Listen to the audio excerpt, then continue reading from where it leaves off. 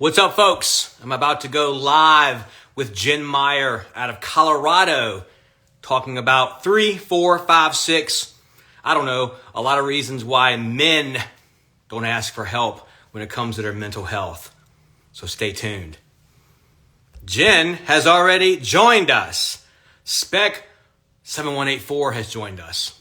What's up, everybody? I wanted to do this outside, but of course, somebody's dog won't stop barking. So I'm going to have to do it right here in the luxury of my office garage. Man, it's like you can sit outside all day long, and the second you go to do something it takes talking and recording, a dog starts barking. Anyway, thanks for joining. If you can't stay the whole time, I understand it, but come back to this one. This is for my men. This is a live talking about the 3, 4, 5, 6, 7, I don't know, reasons why men don't seek help when it comes to their mental health, whether you're a first responder or not. We got Chicago in the house. We got Illinois in the house. We've got Ohio in the house. We've got Texas in the house. What's up, my brother? We've got folks all over the place. Oklahoma coming in hot. What is going on? What is going on? Let me see if I can get her on here. Accidental request to join. What's up, bro? What is up with you, bro? That's okay that you accidentally requested to join. I'm hoping I can get Jen on here. As you know, I'm a little bit shadow banned, and sometimes it affects me going live. Can everybody hear okay? Can you see okay? Wisconsin in the house. A lot of folks in the house. Wisconsin, we got New York City, we got Chicago. Hey, I've got close to 10 states now coming to the OYT event in September. I'm excited about that. Let me see if Jen's up.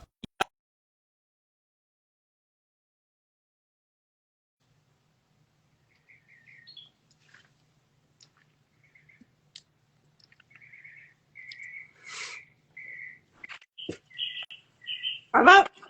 She's up! Nice garage. What is up? Not much. How are you? I'm good. How are you? Good, good. I had to change locations because a big-ass loudmouth dog. I don't know if I'd call it big ass, but okay. Yeah. You can sit out there all day and nothing, and when you want to go record something, a dog starts to roll. How are you? I'm doing awesome. It's nice to be home. What's that? It's nice to be home. I'm glad you're home. Me too. Good. Can you see me okay? I feel like it's foggy. No, it doesn't look foggy. Okay. It's just Good. the glow from the garage. The glow from the garage. Nice. Well, let's get, you know what? I'm not going to wait because it's going to be really hard.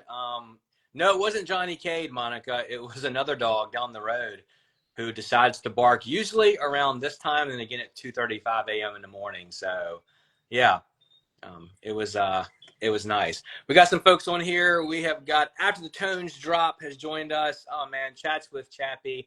Again, it's going to be really hard to keep up with who has joined. Spec has joined. That is Jen and I's son, who we had coffee with at the Pale Horse Coffee Shop. That is my son. He's older than me. It's weird, but he's still my son. I'm not sure how it happened, but the Lord works in mysterious ways. Anyway. Oh, my gosh. Anyway, we're going to get into it. You ready to get into it? I'm so ready. So ready, she says. Let me see. It is Men's Mental Health Awareness Month, and before my OIT ladies burn me like they always do, because the ladies come at me hard. You don't have the socks done yet. You don't have the OIT female shirts. All this stuff. I promise you, we will talk about women's mental health as well in the future, but today's about the dude, man. Tomorrow's Father's Day. It's men's mental health, and we're going to go that route. But, you know, for my ladies, it affects you as well. So a lot of the same reasons. We don't ask for it. You don't ask for it. So we're going to get right into it. We have asses that in a... Absolutely.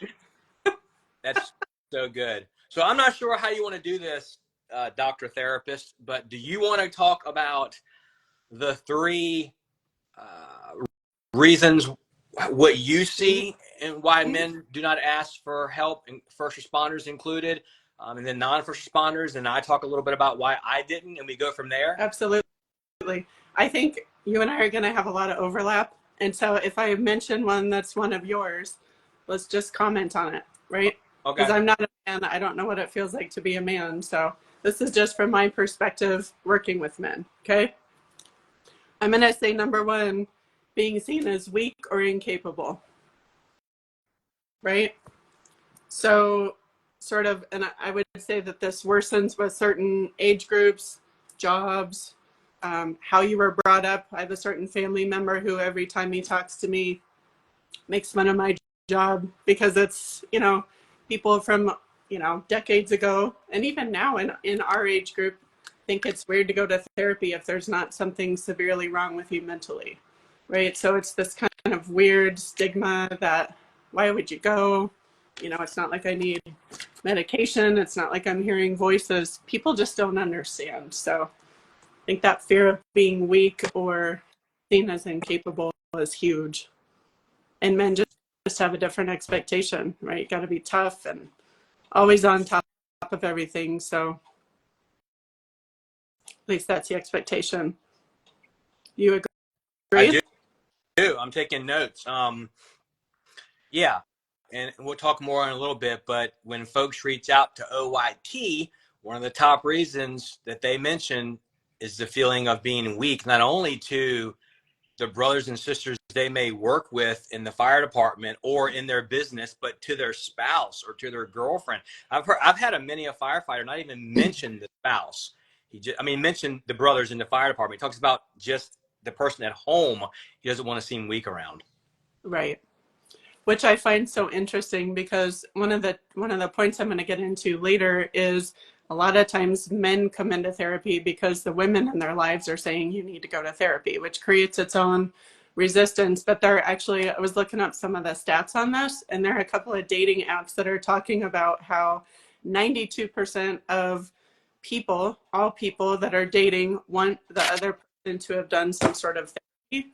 And then that if you mention therapy on that first date, the chances of getting a second date increase by 89%. So this Oh, wow. say something entirely different about that. Oh, wow. Yeah. Right? And so many times, well, not always, but sometimes when men come to see me, it's because the women in their lives are saying, you need to work on this. Sometimes we're not good about, encouraging the men in our lives to do that. Sometimes we get kind of,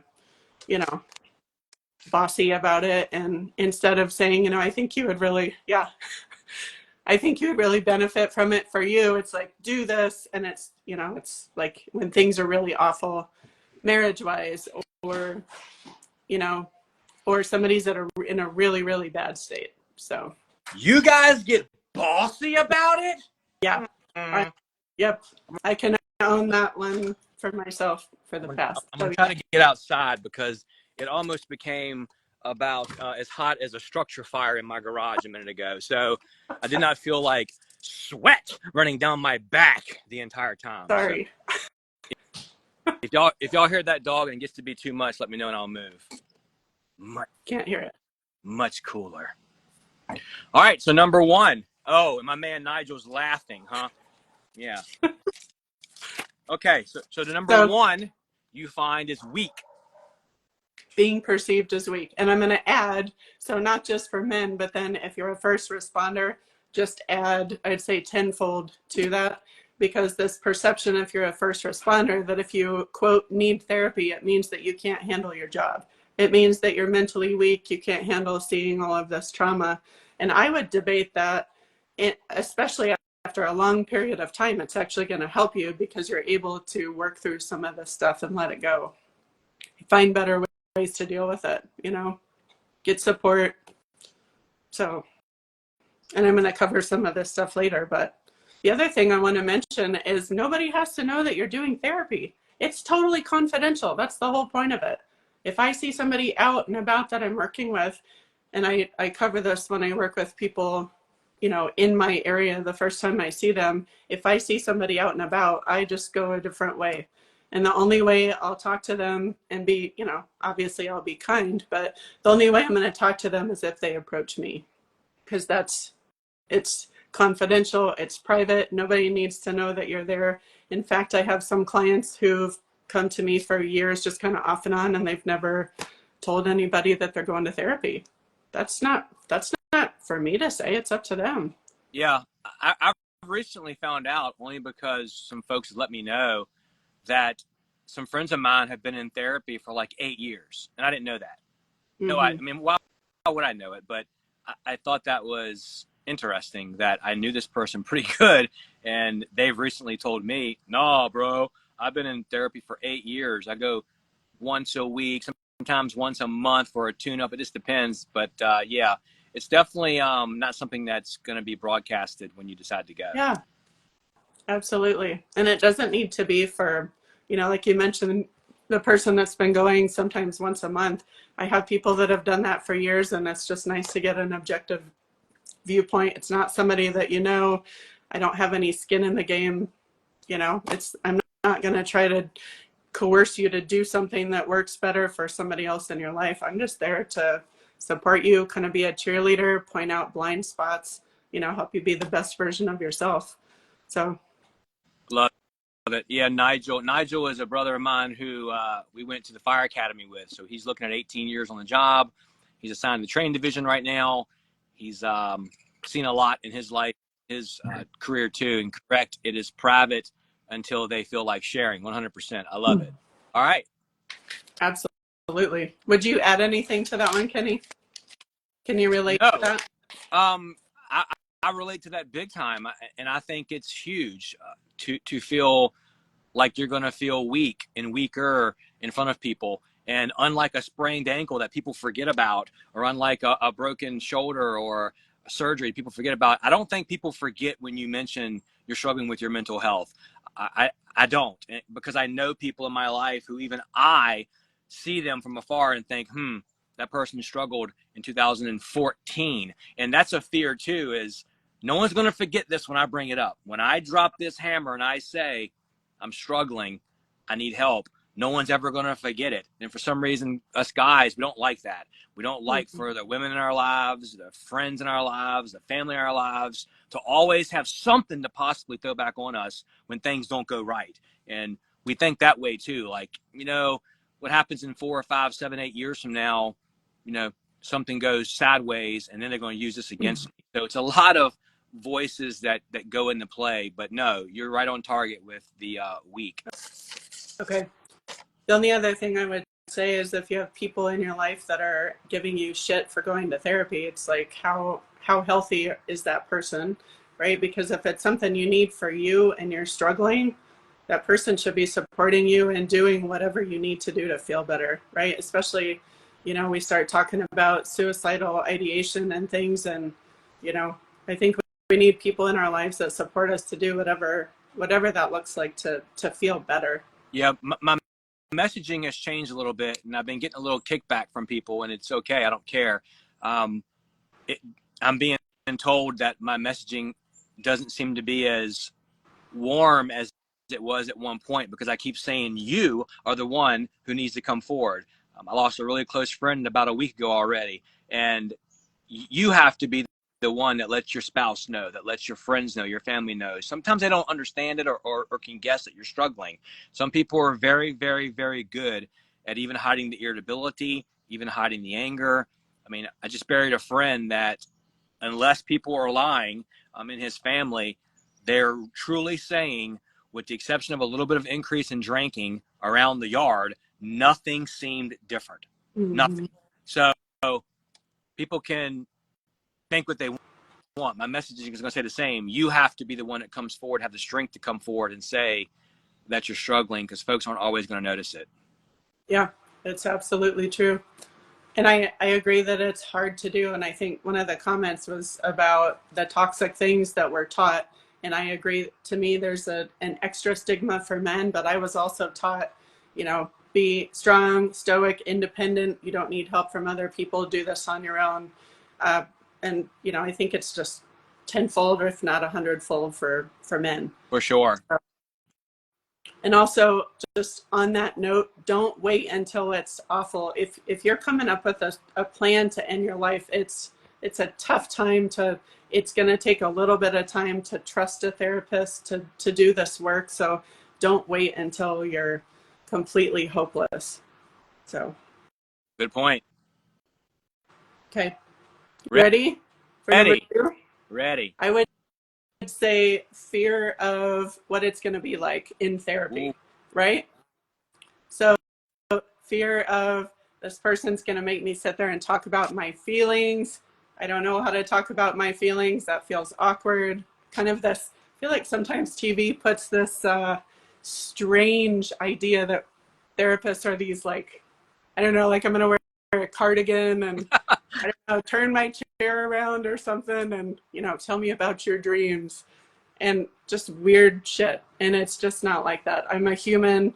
A lot of therapists are super real and they, cuss and do a lot of the same things that you guys all do. And it's just, I make it as easy as possible. I make it as comfortable as possible. I kind of get on the person's level and I want to know about them. I see the client in my office as the expert on their own lives. And I'm just there to kind of support and help them find, where there might be struggle or a blind spot, or it's a lot like coaching, just kind of helping you be the best version of yourself and feel supported. Yeah. That's a really good one. And I kind of have that on my sheet, but like not knowing what to expect for sure. And funny thing, and then I've met Aaron and Cinnamon from After the Tones Drop, and you guys are opposite of what I ever thought therapists would be like. Cursing, smiling, feeling that you can relate. You've had your own struggles and your own pain, and I tell you, we don't do a very good job of drawing a picture of what a therapist and a counselor really is. And TV hasn't done it any justice. Sopranos ruined it for me. So, yeah, that's a great one because I can't tell you how many times from the time Jessica died all the way through Brad Clark dying and another friend of mine, Jason, just different things that I drove into the parking lot after making an appointment, back before things could be virtual, and I just left. I didn't have any idea what to expect. I didn't want anybody to see my license plate. My license plates are always personalized. I live in this area, so I thought about getting a counselor way away, and one time I did. She was in Powhatan. I drove way out there and never showed. And I'm getting a fee, which I get it. But so that's Right. a really good one. Right. Yeah. The fear of what to expect. Yeah. And so to me, a good therapist, and it takes a little bit of work on the front end to interview, to ask for a consultation, to find out if somebody's a good fit for you, and there are certain people that are probably not going to be a good fit. And I think sometimes when that happens, we give up because it just feels like I built up all of the courage to do this and now this sucked. And I've had that happen too. The first time I ever went to a counselor, I think I was, I don't know, 30 maybe, and it was awful. And she told me the first time I saw her, you need to leave this relationship and stop this and do that. And she didn't know me. So, it's just like you have to find the right fit and ask them if you want somebody that's, real and able to cuss and be on your level. Ask them that on the phone, because to me, they should be able to do that, especially for first responders. Yeah. Finding a fit for us as first responders is very hard, I will tell you. And I'll get into that in a little bit. Why I think it's hard, because it's one of my reasons that I did not seek it out. But yeah, Jess says I think men are really hesitant to do therapy. Yeah, she must have just joined in because they feel like it's admitting to weakness. That was number one thing, Jess, that we talked about. Yeah. Nigel said awesome. He must be referring to my hair. That's cool. Nigel jumping in. Fit is very important. Men have feelings the same. Okay, that's Fire Ice Frogs, a nonprofit that I met in Chesapeake a few weeks ago. They're doing amazing things, folks. So whoever's on here right now, check those folks out. They're really helping out the mental health of people as well. Men have feelings the same as the rest of humans, and we take defeat hard. It's nice to have the safe places to talk about it and get back on the horse. Awesome to hear this stuff. Yeah, man, we do take defeat hard, buddy. I have been knocked down to the ground. I've also tasted the very top tier of greatness, good, doing well. You know, in my field, getting promoted. I got promoted on a list. It was 5 people. I was the first promoted, but before that, there was a couple years where I did 0 and was last. And so I know what it's like to feel defeat, and defeat will freeze you in your tracks. And that's a strong statement. We take defeat very hard because, damn, I've gotten better with that because life knocks you down constantly. I've gotten better with that, with letting everything that beats me keep me knocked down. But that's a really great thing. For those who may watch this in the future, I'm gonna get off tangent real quick. In the fire department, there's a promotional exam, and anywhere between 35 and 40 women and men show up, and you compete for 2 days. And when you don't do well, you have this mindset of, oh, I didn't do well in this exam. People are gonna think I'm a bad firefighter now. So a whole lot of folks want to test but never do because of the fear of not doing well. It's a win just to show up and take the test. So I remember that year doing terrible, and the next year doing halfway okay, and then, you know, eventually pop top 5, being promoted first. So I know what it's like to be at the very bottom and be at the very top. But being at the very bottom, it messes with you. It makes people, you think everyone around you is judging you, but to be honest, after the promotion ceremony is over, or the testing, people can't even tell you who tested this year. And I tell all those folks that, like right now, they're reaching out to me because they're testing in October. I'm like, you know what? Who cares? Nobody's going to know you even tested in November after October is over. So anyway, I'm on a tangent with that because I hold that. It's pretty passion of mine, because that year that I tested and got promoted, I almost didn't test. If it wasn't for a captain friend of mine who said, get your ass back on the horse, you're a good fireman, you're a good leader, go do this, I almost didn't. And to think to myself, I was going to stop myself. So I'm on a tangent now. So anyway, yes, I love your number 2. Monica says, I would think for first responders, they would need someone who understands dark humor. You better believe it. It is a coping mechanism and can be a release. It can also be a sign that people are really struggling, I've found out. Some of my closest friends had some of the darkest humor on this earth. Some are now dead, and some are struggling bad. But yeah, it is a form of us to release, a coping mechanism, but it's also a real sign of someone who's struggling pretty hard. I didn't used to believe that. Yeah. Go ahead. No, go ahead. I was just going to read David's comment. Men want results and aren't willing to put in the work. When they hear about all the bad therapists out there, yeah, you have to put in the work to find the right therapist for you. Yep. And I think word of mouth can be really helpful. You can also go on Psychology Today and search and filter.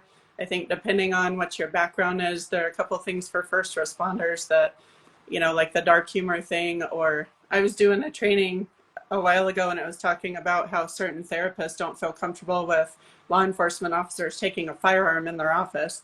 You got to be kidding me. Yeah. So there are certain things that you need to know walking in there, that you've done the legwork to make sure this is going to be as good a fit as possible, because you don't want it to be a bad experience. It's taking your time and money, and, you know, it's worth doing a little bit of extra legwork.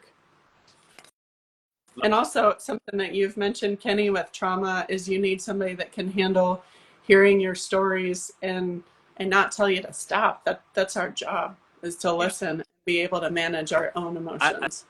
I think I told you, Jen and I attended Overcome and Survive together in April. That's where we met for the first time in person. But I remember telling her down there that my first attempt at therapy, I was trying to work through whatever thing this woman was doing for me. And she said, hold on. This is a little much. Maybe I should ask this kind of stuff in a different way. Yeah. And I didn't know what other different way to ask. She was all tearing up, and it made me think, you know what? It's on my list right here, but it truly sunk in to my mind for 7 years why I would not do therapy. Right. Yeah, and it only takes one of those negative experiences that really holds you up and makes you hesitant to go again. Yeah. Yeah. You ready for the next one? I am ready. So I think there's a fear that a therapist is going to make you too in touch with your feelings or make you soft or feminine, or you're going to start, spouting therapy terms and kind of being like that. And the way I see my job is I'm here to make you stronger, and I'm soft enough to hear it all and have compassion and sit there with you, and you can cry, you can be however you want to, and I'm also strong enough to handle the hard stories, and I'm here to make you stronger. And so I don't want to change who you are as a person, right? So I'm not going to tell you to stop skydiving or, riding motorcycles or whatever you end up, whatever you do in your spare time. I want you to be you, and you're the expert on you. I'm just here to help. You have a knowing look. What's that mean? No, I get that. Definitely. Yeah. It's like we've talked before, know each other. Yep. No, that's really good. I've heard so many times from people, oh, now you're using therapist terms. Oh, now you're using this. I guess you've been to counseling, So yeah, that's a good number 3 for sure. Okay. I think too, just for some reason, I think the pendulum always swings when it comes to societal issues and stuff like that. And I think masculinity's gotten a bad rap. And so I'm not here to take away anybody's masculinity. I think it's a healthy thing. So just want to put that out there. That's awesome because it is getting a bad rap. Yeah. How many more of these are you ready for? I think I have 2 more. We're only at 6:33. We started a little bit late. Yeah, let's do it. Okay. So I would say this is a little bit similar to something I've already shared, but the belief that only people with severe mental illness go to therapy, right? So therapy is for people, it's like we think about some of the old school movies like One Flew Over the Cuckoo's Nest, right? And there's this idea that people that are severely mental ill are the only ones that need counseling, that go to counseling. And so that's just not the case. Most of the people I work with are, they're dealing with relational issues or just kind of day-to-day stuff, life transitions, job issues, they're just, or depression and anxiety, stuff like that, sometimes bipolar. But don't worry that you're going to come in and I'm going to diagnose you with something awful. Number one, not all therapists have to diagnose. It depends on insurance. You can talk about it first, but that's just not a part of my practice usually because I don't take much insurance. So that's another question you can ask when you're looking for a therapist. It's good. Okay. It seems like you might be a therapist. Well, that's good. I'm taking you all out. That's great. I actually wanted to take people out, and I reached out to a real estate agent of mine and said, can you please pose as a therapist for 42 minutes? I'm trying to help people here. I've done pretty well. Huh? You have done your research, young lady. Okay, I'm going to share one more, and then you can take it away. Okay. I'd say one more thing that makes it hard for men to go to therapy is, and I touched on this earlier, but resistance because somebody else is trying to push you to go, right? So I remember back in college, decades ago, somebody made a comment to me, a girlfriend of mine made a comment like, you need to do therapy. And I thought, when you hear that, it's really not a fun thing to hear. It makes you feel like you're crazy, or it just makes you feel kind of like the spotlight's on you. So a lot of times, like I mentioned, sometimes when men come into me, it's because they've been pushed and, pushed hard. And it's like, can I say fuck? I'm going to say fuck. Fuck. Finally, I guess I'll do it. Right. I'm going to be shadow banned. It's because I'm a real estate agent. No, but right. Or like somebody's pushing so hard and it's like, I don't want to do this. This isn't my idea. I'm here because my wife told me to be here. And so if that's the case and you do finally come in, I'm there for you. I'm not there because your wife told you to. I'm here to listen to what you have to say. I'll be supporting you. I'll hear both sides. And with people that are having relational issues, I'll talk about, why don't you try this? And, you can suggest this to your spouse and we can work on it in this way, or your spouse can come in. But I think if you are a woman and you're trying to suggest this, try to be gentle and frame it as, I want this support for you because I love you, I care about you, right? Yeah. So like I said, I've been bossy about it before, so that's not helpful. No, that's really good. And like I said earlier, I'm proud of this fact that Operation Yellow Tape has a lot of female support and a lot of female firefighters whose husbands do not do this work. And they'll reach out to me and they're like, I was in the yard weed eating and took the weed eater and busted it against a tree like you talked about in your podcast. And my husband's like, you need therapy. You need to go to counseling. Firefighters are fucked up.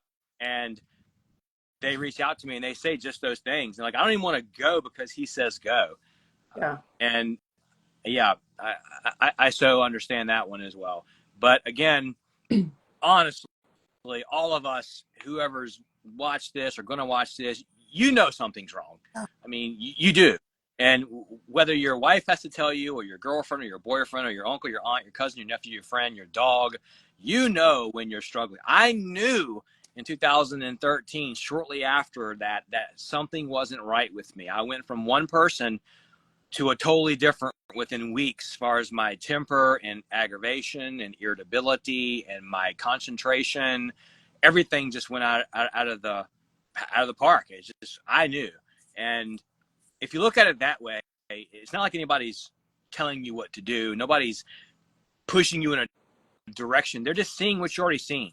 Mm-hmm. They're already seeing the temper. They're already seeing the outburst. They're already seeing the motivation drop. They're already seeing the weight gain, the weight loss. They're already seeing how you're acting and you're snappy and you're pissed off and you don't love what you used to love. They're already seeing it. And you have seen it weeks before them.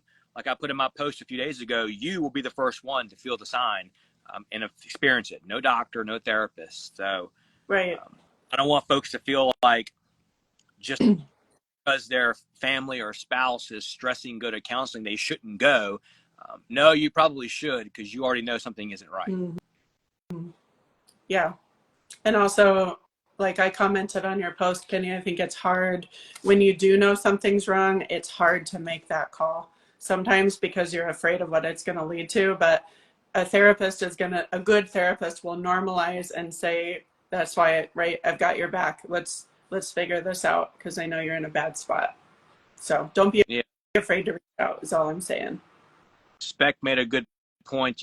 Relationships are a two-way street, and to be committed takes two, especially for therapy. Yep, it takes two to make a mess, says Morgan Whalen. Absolutely. Yeah. And if you can both go, that's ideal.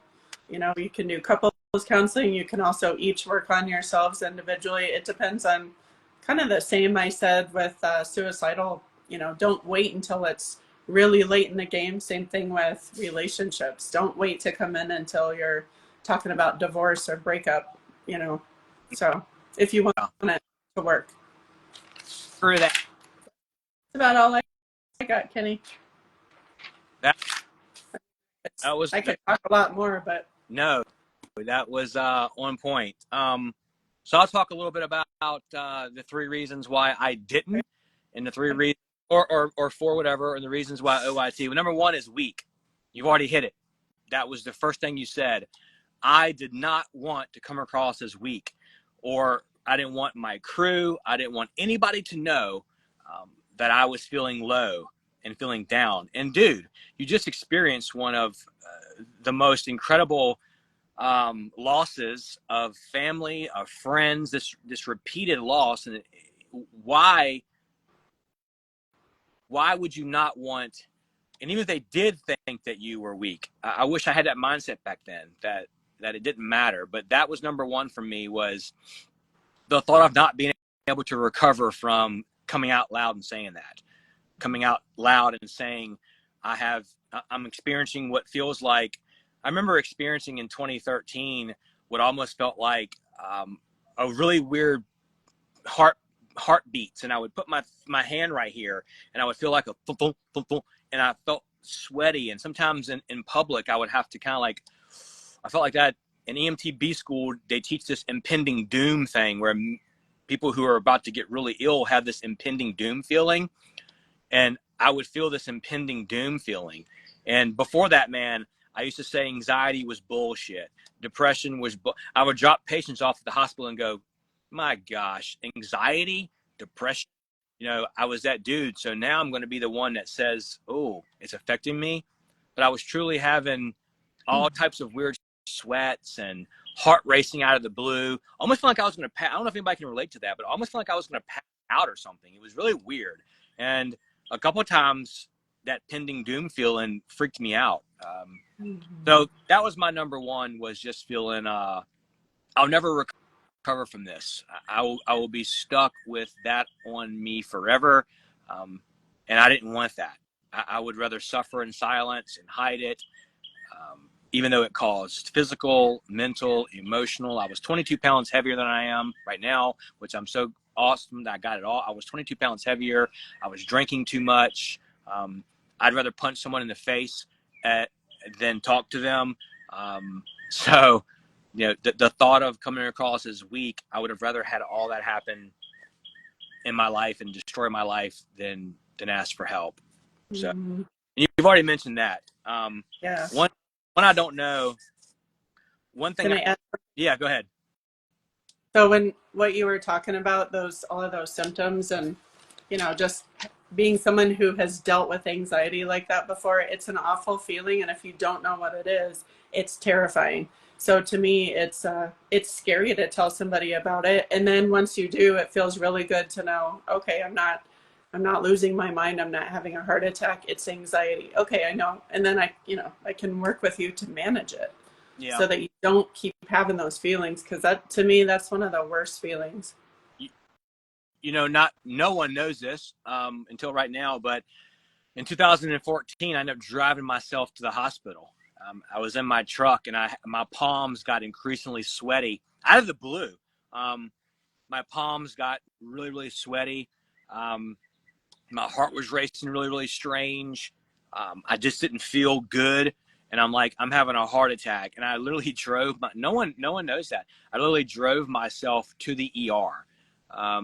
Checked myself in. Because I was a firefighter, they rushed me back, EKG, blood work, all the things. And of course, it was no heart attack. It was nothing. It was the true first beginnings of anxiety attacks for me that were kind of coming out of nowhere.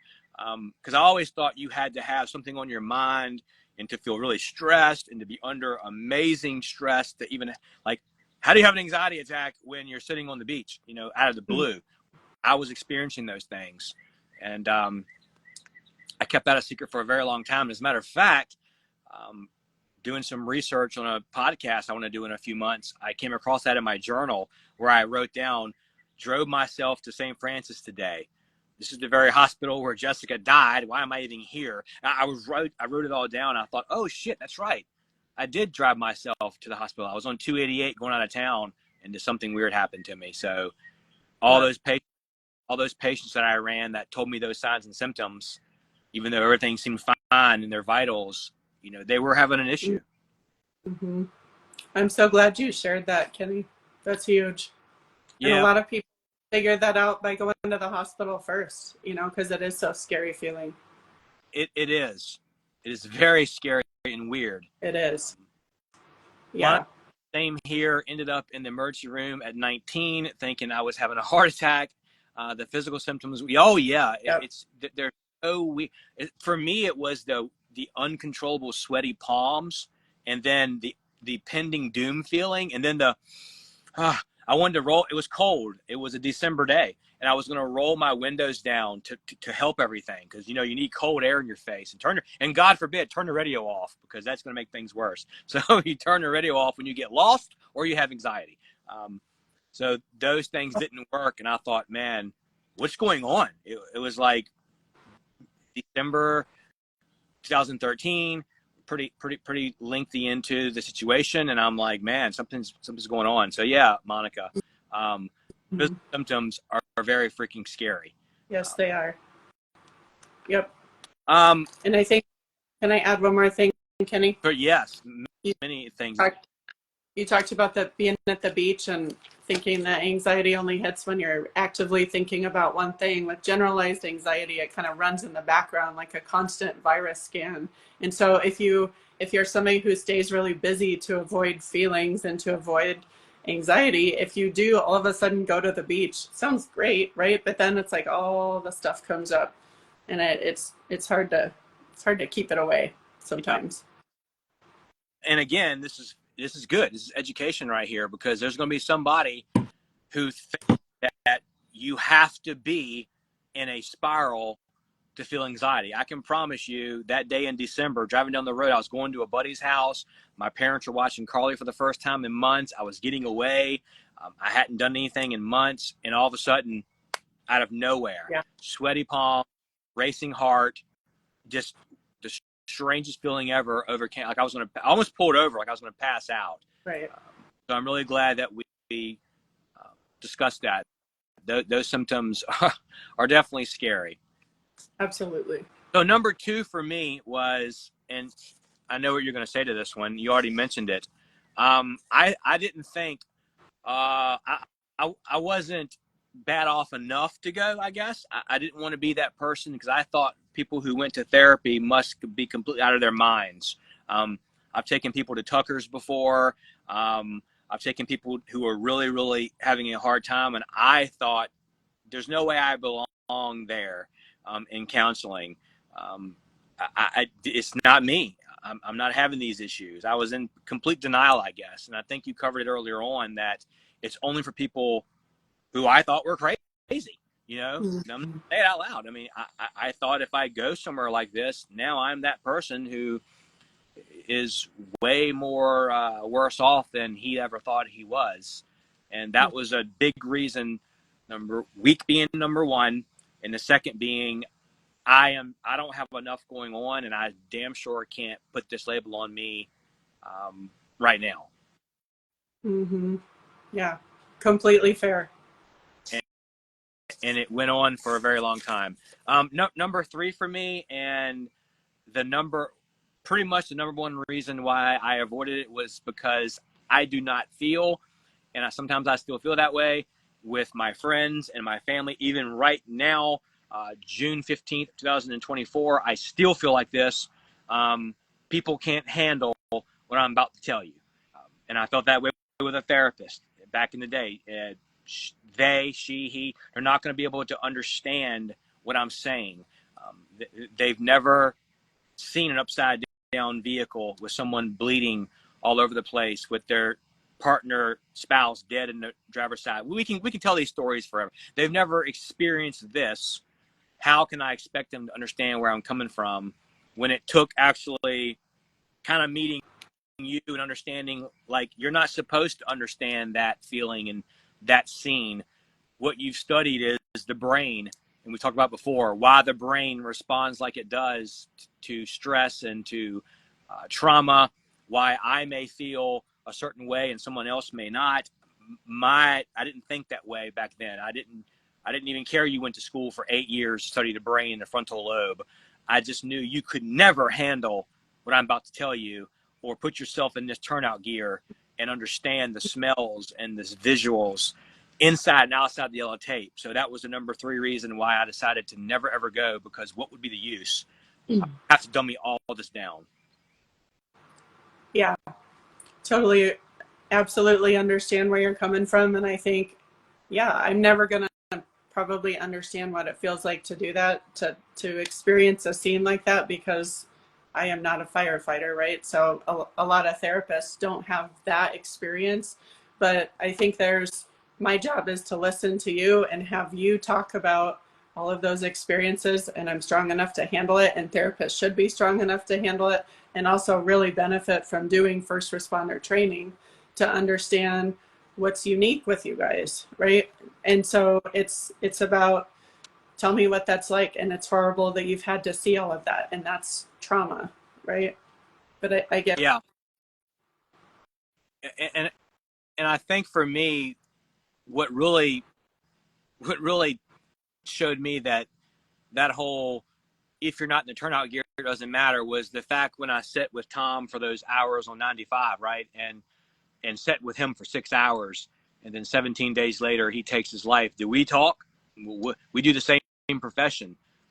We were both firefighters, both doing this job. So, give me a break. You don't have to be. Yes, it was easier for me to talk to Tom than it's easier for me to talk to Jen, the therapist, or John, the real estate agent, or Jim, the teacher, or whatever.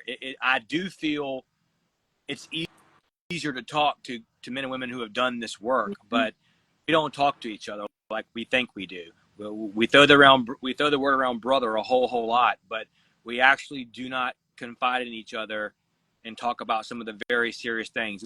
I got a fire pit 25 feet from me right now. If I was to invite 25 firefighters over here right now, the chance of somebody struggling in that group is pretty strong, right? With those statistics, we would be telling story after story after story about disturbing situations. We'd be topping each other. If you saw 2 people dead, I'd see 3. We wouldn't talk about anything over there. We wouldn't lean in and say, what are you going through? How can I help you? How is your marriage? How do you feel mentally and emotionally? We would be topping each other for 5 hours over there, telling war stories about the department. The department sucks, and this leadership is terrible, and this guy's been in administration for so long he's lost touch with what we do. We wouldn't do anything around that fire pit besides bitch and complain and tell topper stories. So that's why I'm kind of circling, but that's why I dismantled the whole idea of I can only talk to those who have worn the gear for 22 years like I did. And thank goodness I decided to think that way. Yeah. Well, they've done studies that people that have done individual therapy with a first responder counselor, and also have done therapy where they're able to talk in a group with other people that have been on their team, and they're actually able to share what they felt about something, that is extremely helpful and beneficial. So but you're not going to do that while you're on the job, right? It's just, and doing it at the fire pit isn't going to happen either. You're going to have a safe situation where that's the expectation, and you have to be, open to being vulnerable about it. And that's really hard. It takes one person to risk that and put it out there. Yeah. And it's just not part of the culture, right? No, it's not. And it's funny because I started this thing around 2020. And before that, I don't believe I had one single conversation about mental health in my life. But after I did the video on Instagram and threw around Operation Yellow Tape, that's when I became the person you could come to and talk to and ask questions to. And now it's hard for me to walk 3 or 4 feet in a store without somebody saying, hey, and telling me a story, which is wonderful. But it just goes to show you that the previous 20 years, there was no conversations about it, and no one sure had them with me, because I was portrayed as that guy who had been through a lot of bad shit. Obviously he's good. He has a bad temper.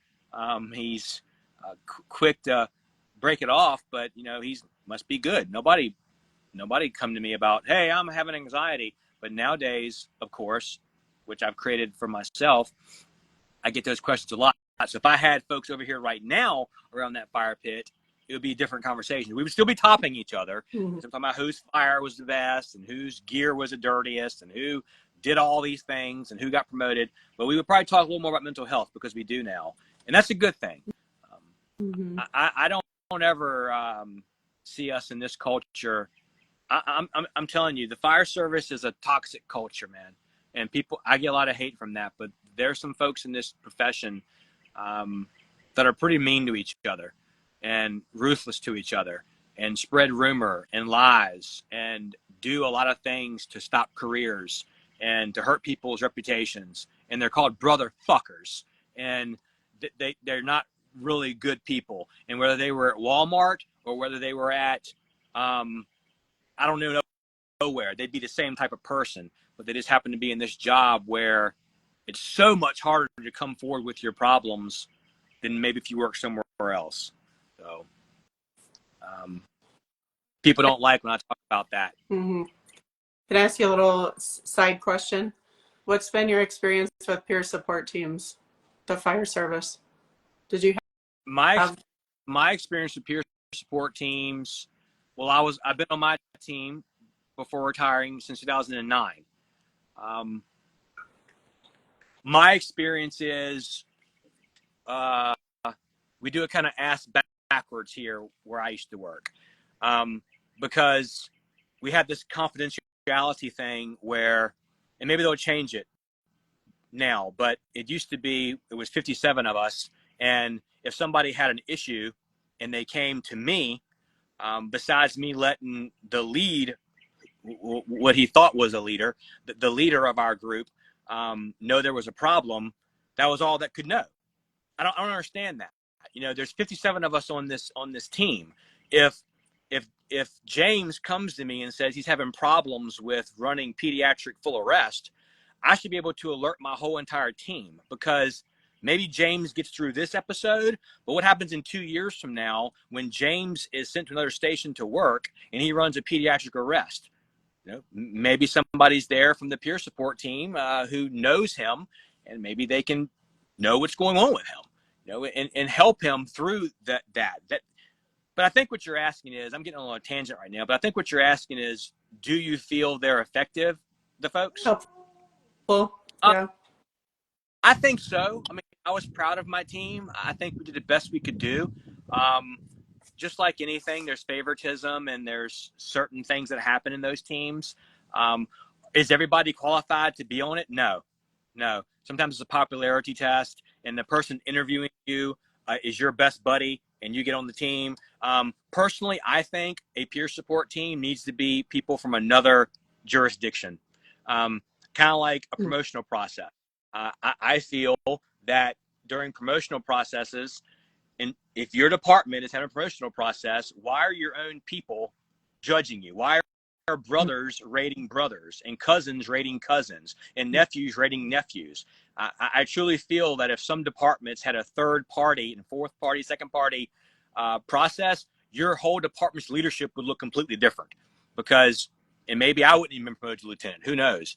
But the same thing with our peer support teams. There's some folks on the team who don't, you know, you haven't been through anything yet.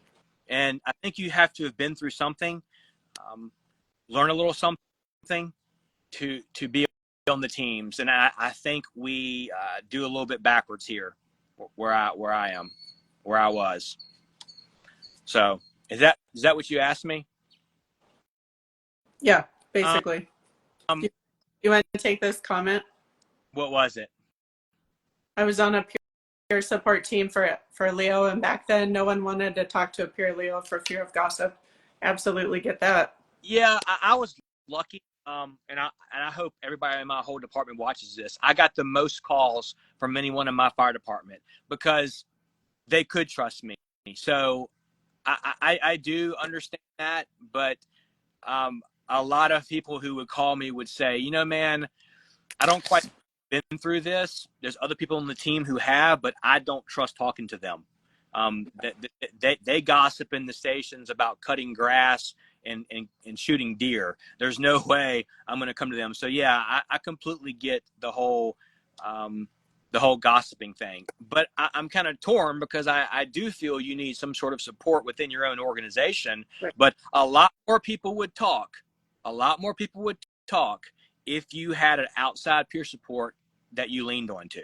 And I know sometimes we do that. We have mutual aid, and we work with Hanover, and Henrico works with us when things get big. But I just think, trust me, I did it for 15 years. I had a lot of phone calls that were, man, if I didn't trust you and know you, that you weren't going to say anything, I would have come forward on our own peer support team, because some folks on the peer support team are also the folks making the decisions during the promotional ceremonies, Yeah. during promotion testing. So I'm going to come to you and say, hey man, I'm struggling with anxiety and depression and I'm angry. And then next month I'm taking a promotional test.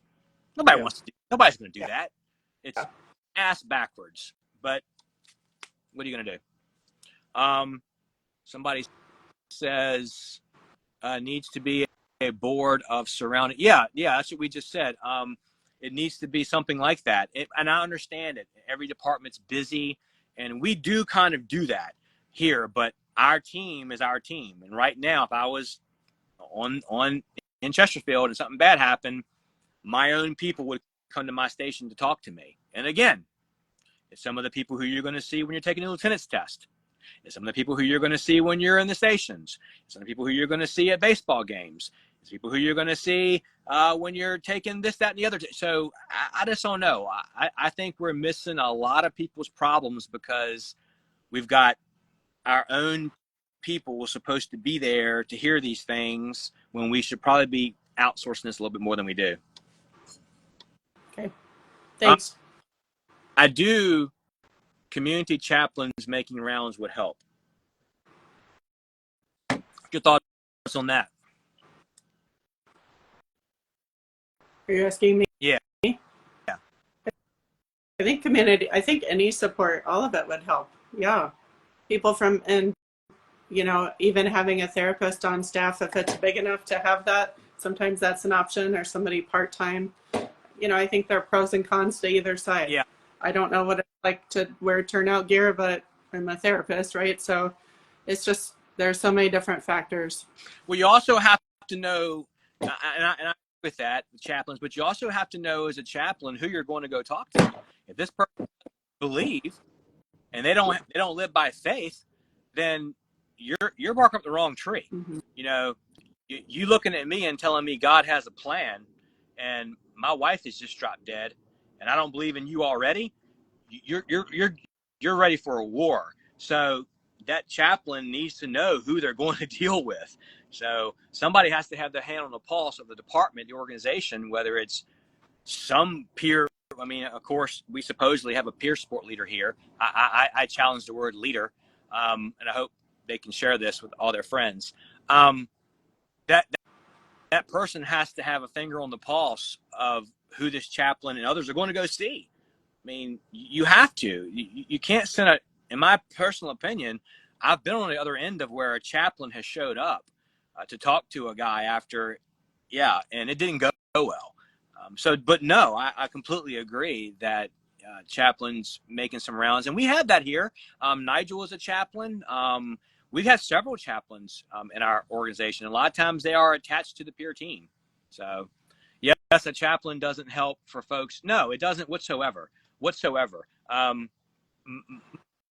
My faith is better than it's ever been, but it is nowhere near where a chaplain will make a dent in me. I can tell you that. I'm not proud of that. I'm trying to be better and learn more, but sending a chaplain over to my patio probably wouldn't be effective. It'd be a little bit more effective now than it would have been maybe 3, 4, or 5 years ago. But again, everybody has an approach that you have to look into. And that's why, to toot my own horn a little bit, that's why I feel I was very effective as a peer supporter. For one, you've got to have gone through some stuff. And I feel like I fluently speak the language of pain because I know what that stuff feels like and what it's like to hide and to be lonely and to be sad and to be in bad marriages and relationships and to have things just struggle, and to fight that kind of stuff. I'll say it out loud. I don't care, to work through all these things, you have to have felt that. And in order, I feel, to be able to put some proactive practices into place. And that's why Operation Yellow Tape, in my opinion, is getting a very strong request these days, because people want to hear from folks who've got out of these situations. Mm-hmm. They don't continue to mm-hmm. Well, and I think regardless of the professional that's helping, it's somebody that's really good. The one of the chaplains or one of the comments was about this. A good chaplain, a good therapist, a good anybody is able to assess who the person is and figure out, you ask questions. It's cultural competency. You're trying to figure out who is this person I'm working with so I don't completely alienate them. So just wanted to add that, and we can get back onto the men and mental health part. No, you're right. And Nigel says, and Nigel is one of our department chaplains. He's a chaplain, should be able to speak with folks on all fronts. I try to meet, and he does. He does a really great job of not just shoving down his religion down their throat. Definitely love what you're doing. They would have been life-changing for me post 9/11. Yeah, man, I get that. The indigenous practices say, practices, they are called the wounded healer. Oh, okay. Oh, yeah, I get that. Yep. We went all over the place. Do you have any more? Not really. I mean, I also think shitty leaders held me back at times. I worked for some people that weren't. I'm passionate about that word leader. It's thrown around like brother these days. Everybody's a brother and everybody's a leader because of your rank. And most of the time, it's completely opposite. That we have some really amazing leaders in this organization that I used to work for. Yeah, I see the flames coming up. You're damn right. But we also have some people who don't know how to spell the word leader. All they care about is their own resume, and that hurts mental health. There are people out there talking about mental health and toxic leadership. There are bad leaders affect mental health. I don't care if you try to, yes, facts. I don't care what kind of fires you've been to or what you think you've done. If you are a bad leader, if you put yourself above everybody that you're serving and that you're supposed to be leading, you destroy the mental health of people, the men and women around you. You make them fearful to ask for help. And I unfortunately had a few of those type of leaders around me who I knew the second I came forward and said anything, they'd be whispering in the B shift ear, Lieutenant, whispering to the C shift lieutenant. There'd be nothing but that kind of crap with guys like that. So my fourth one there was toxic leadership. I call it resume building, relationship crushing, because you can spot those people from a mile away. Right now, I could walk into my former fire department of 500 people and say, take out a piece of paper, and I want you to write down the top 5 biggest liars, the biggest pieces of crap in this organization, and you would see the same name across most of those pieces of paper. That's a sign. That's a sign. But yet we keep promoting those folks. They keep going up the ladder. They keep being on committees and making decisions. It's called a toxic environment. And the fire service is toxic at times. I did it for 22 years. I was around all of it. And that is toxic. I've had people tell me before, everybody thinks this person is a liar and they can't trust her, him, her. But yet every step of the way, they keep going up. How's that possible? Mm-hmm. How many people have they affected along the way? Yeah. Many. So my fourth one was leadership in my fire department at times, and leadership in my personal life, because I consider I have leaders who aren't in the fire service, made me feel like coming forward, knowing the type of person they were, wouldn't be good for me. Mm-hmm. That was my four. Yeah. Yeah. Even outside the fire service, and outside of first responders, leaders, and, what you're dealing with at home or at work, and makes it tough sometimes. It does. So we got some facts and we got some amens. I think we've covered it. I think so too. You got me off track a little bit. That's my fault. No, my fault. Promotions based on politics. Oh yes, indeed. Promotions based on people are going to have me lies. Yes. All yeah. It all hurts mental health. We didn't used to believe that, but a poor leader in your department, in your job, wherever you work, wherever you are, a poor leader will destroy things. The wounds that are all carried from our past, that we think we have succeeded in healing, they surface again in times of distress. In my case, is the constant yes. Absolutely. I can't see who said that, but very true. That was You don't need Mexican Ed. You don't need any help going off track, Kenny. No, I don't.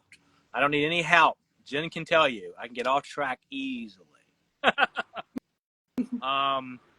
sacrifices made. Yeah. It's very. All right. Any closing remarks? I have one question for you. Can I put you on the spot for a moment? Just sure. You on behalf of other men. So what do you think? Did we answer the questions? Is there anything that we can clear up for anybody that would help them take that next step? No.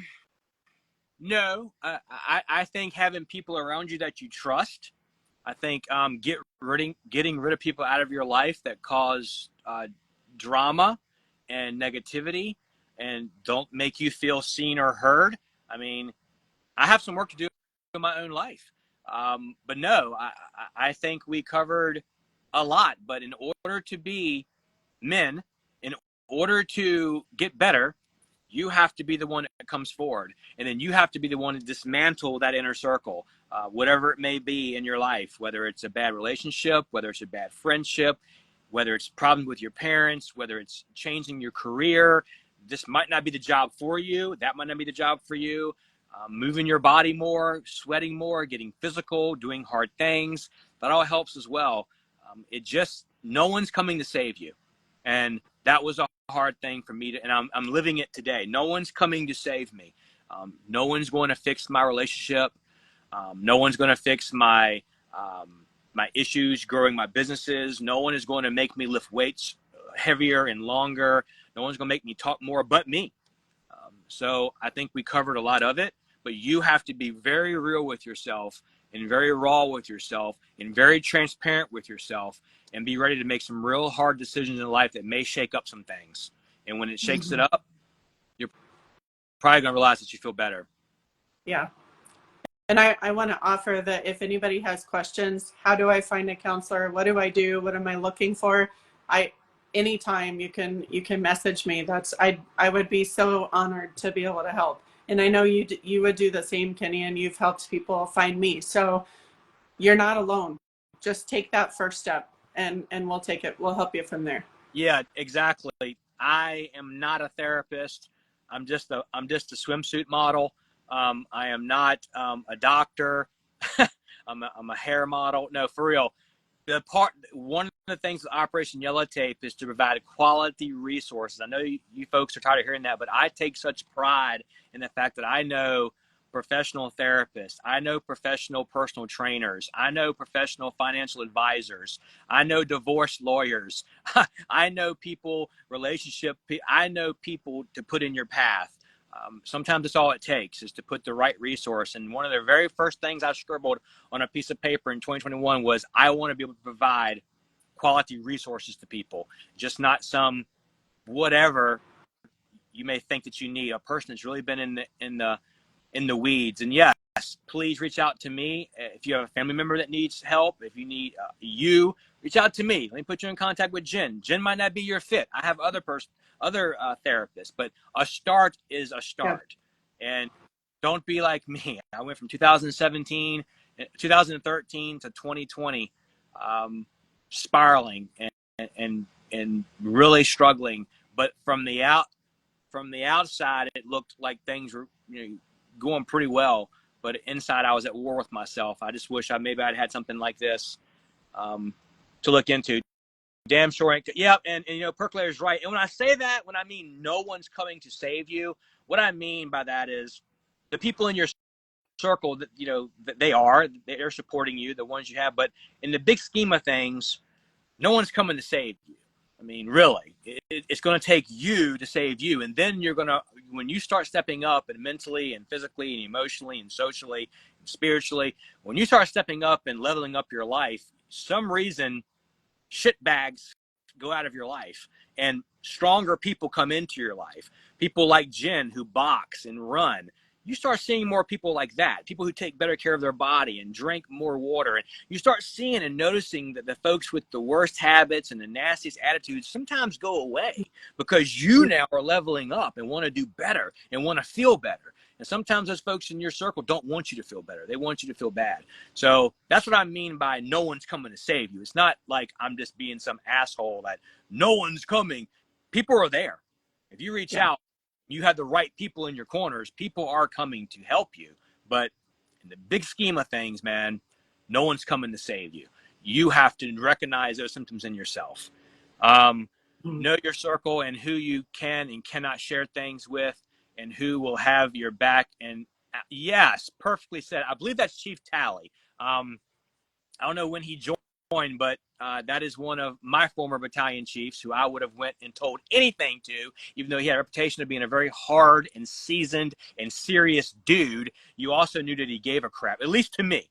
I don't know if anyone else didn't feel that way. To me and to my crews, we always knew that man had our back. He's been retired for a while. He's still doing big things. But yeah, that's a great comment. I didn't know Chief was on here. Following you right now, somebody's talking. Two first-class individuals right here. Thank you very much, Perk. Facts to both of you. Keep up the amazing work you are. Thank you. Marcus Torgerson will be at my event on September 14th, bringing the fire from the stage and bringing the fire from the workshops. So very excited to see my man Marcus. Going to fly him into Virginia here in a couple of months. But Jen, I think we talked about some. I know I got a little uncomfortable with some things I had to share right here. I think we talked about stuff. You did great. You did awesome. Thank you for being open, and you shared stuff that you haven't shared before. So I think we all appreciate that. You being vulnerable, you kind of set the stage for people, and that's awesome. So both of us are available. Whatever you need, reach out. And I want to wish happy Father's Day to you and to all of you awesome dads out there. It's a great weekend for it. Yeah, we've got your back. Yeah, thank you very much. And Jen, you're doing such great work with some folks who I personally know who have struggled for a very long time. And what you're doing with them, I don't know, but they're telling me it's changing their whole entire life. So thank you for working with Operation Yellow Tape. And look forward to seeing you again. Don't know when that's going to be. Maybe we'll be shooting some guns, or maybe we'll be, who knows what, but I can't wait to see you again. Yeah, absolutely. Thanks for having me on. Everybody, hey, great weekend. I don't usually post this. I'm going to post it. So I'll tag you. And folks, if you have any questions after this is posted, put them in the comments, and Jen will get to them, and so will I. Yeah, absolutely. Okay. Have a great Sunday. Happy Father's Day. Thank you so much. Bye. Bye.